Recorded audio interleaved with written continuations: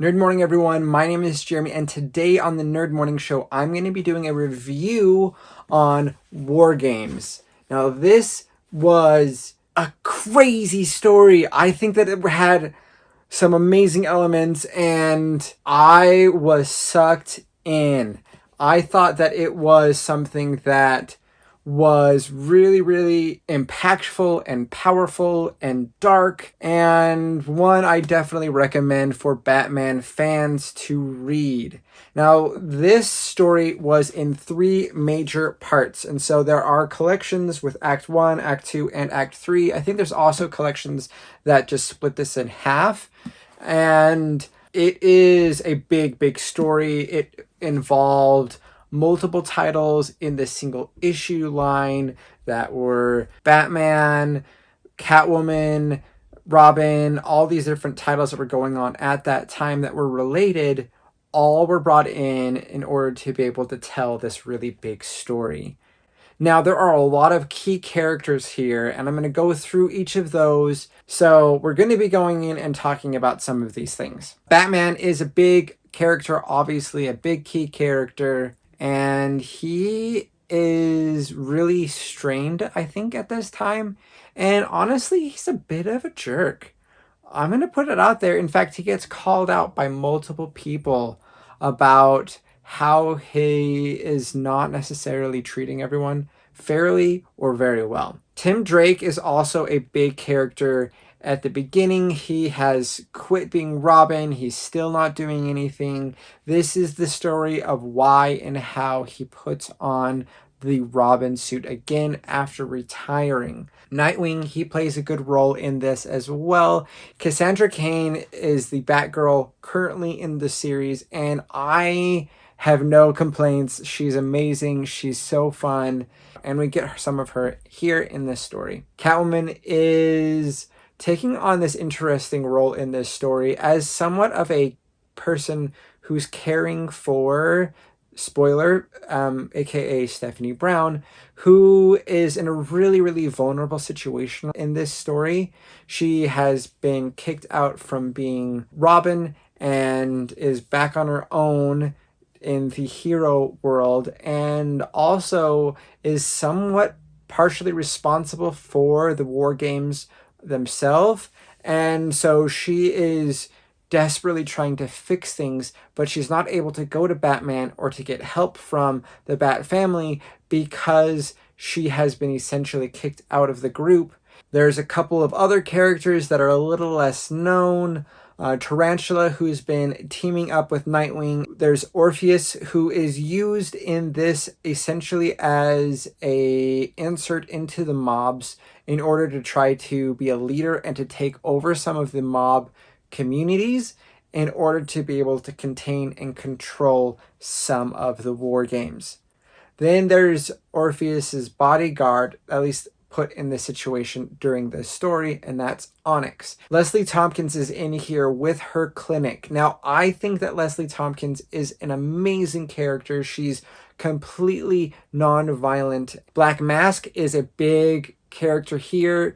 Black Mask wants to be a big player in the crime world and is given opportunities here to help make that a reality in some interesting and very dark ways. And then I would say that two of the mob family characters are worth note and being talked about a little bit as well. Mr. Acquista is a mob leader who has been really a big player in the past, and him and his family is one of the groups that is being attacked. And Darla, his daughter, is friends with Tim, and they go to the same school, and that's going to play in to a little bit more about what I'm going to be talking about as I kind of go through some of the big moments of the story. So War Game is a story that takes place because of a contingency plan that Batman has. So Batman, he's been making different contingency plans all over the place.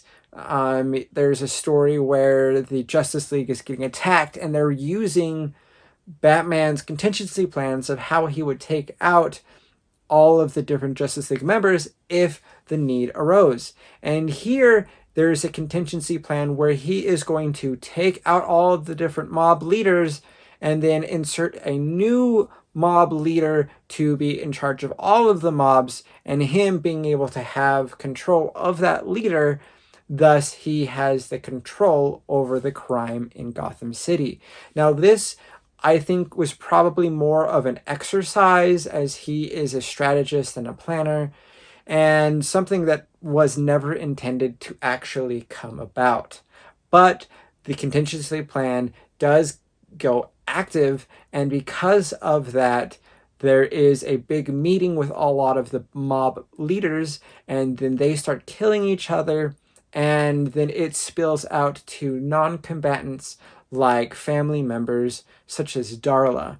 Now, Darla is on her way to school, and then Tim, who's no longer Robin, sees this attack going down right outside of school, and Darla has to get rescued, and Tim, not as Robin, just as Tim, goes in there and starts pulling out some serious heroics. This is a big, big moment, and there is essentially a school shooting, and this turns really, really dark really quickly. Batman, Robin, Nightwing, Batgirl are all going into that school situation in order to try to resolve it with the least amount of loss of life. Now, when I'm talking about least amount of loss of life, this is a story where a lot of people die. There are heroes who die. There are just bystanders who die. There are a lot of mob characters who die. This is super, super dark. This is just a super dark story. As the story continues and progresses, Orpheus is being used by Batman to be that new mob leader position. Now, things that are moving on kind of around in the background is spoiler. She is finding that this War Games plan is completely off the rails. She was kicked out from being Robin and felt devastated. She felt like it was such a big, important thing for her to prove herself, to become Robin, and to be able to be the hero that she hoped to be able to become. Now, throughout this story, we kind of see how Spoiler is not necessarily prepared to take on all of the mantles and roles of being a major superhero, because she's a teenager and she's still figuring out life. And then her being kicked off to the side, I think, was a big, big mistake for Batman. She tries so hard to prove herself by grabbing one of his contingency plans, not really understanding what it was, and then enacting it in order to be able to prove to Batman that she was worthy of being Robin. So when the first mob attack happens, she's there thinking things are going to progress in certain ways, and then all these people start shooting each other, and she is horrified, and she realizes, I've made a huge mistake, and this plan wasn't all that I thought it was. Something else is going on with this plan, and I made a big, big mistake. So she's off on the side of this story throughout the story, trying really hard to undo this mistake. And she can't connect with Batman or the Bat family because she's been kicked off to the curb. And so that's just such a hard thing for her. And we get to a point where Spoiler is trying to help Orpheus. Orpheus is captured by Black Mask, and then ultimately Spoiler and Black Mask have this really epic fight. Spoiler is captured and tortured for information about Batman, and this is dark. This is heavy, heavy story stuff here. Ultimately, Spoiler escapes and finds Leslie Tompkins and goes to get help medically because she is in serious condition. The mob gets darker and angrier and more frustrated, and it gets to a point where the cops can't handle it, the Bat family can't handle it, something turns and goes awry, and the plan collapses and falls apart. Black Mask, he finds out where Oracle operates from,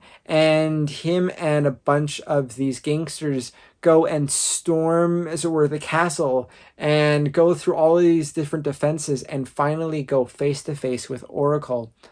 And this is a big, scary moment where Oracle's kind of almost found out, though she spins it later in order to be able to keep her identity well protected. And at this point, Batman has to choose between beating the mob and the leaders of the mob or protecting Oracle and saving her. And he chooses to save his partners, and thus the end of this story, there is some new big players that are inside of the gangsters organizations, and then there are ultimately the police and the Bat family pretty much licking their wounds.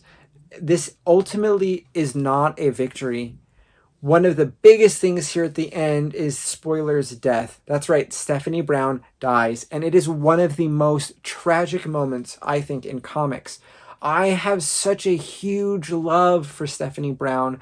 As a young up-and-start hero, she started out trying to take down her dad, who was a supervillain, doing the right thing. And then she gets connected with the Bat family, and there's some really amazing things there, though she's never really accepted. And then she finally is given a halfway chance as Robin, but almost really used as a ploy for Batman to get Tim Drake back as Robin. She gets kicked out to the curb and tries again to prove herself, but ends up making a big mistake that ends up costing her life. And I think that that is one of the saddest stories I've ever read. Ultimately, I think the big blame for this going and falling apart so dramatically, it really is Batman's fault. He built the plan. He didn't communicate with Stephanie while they were working together, and then abandoned her in a really vulnerable position that made her act in some foolish ways. And ultimately, his plan was catastrophic, and it really played out. This was a big failing, I think, for Batman. Obviously, there are points where Batman had some really good successes, but he's human and he makes mistakes. But this is one where it ended as a tragedy, and I think a lot of the blame for that lands on his shoulders. Anyways, guys, this was such a big story. I think it was one that was so dynamic. It really, like, all 3 volumes of that was pretty much read in one sitting, because it was a story that I just wanted to keep on going and finding out what was going to be happening next. I definitely recommend it as a book for you guys to read and check out as Batman fans. If you have read it, what are your thoughts about this story? Let me know in the comments below. I'd really love to hear them. Thank you guys again for watching. You can also follow me on my various social media platforms like Facebook, Instagram, and Twitter at Nerd Morning. Also, you can join me and support me on Patreon, and that's at www.patreon.com/nerdmorning. Thank you guys so much again for watching, and we'll catch you guys next time.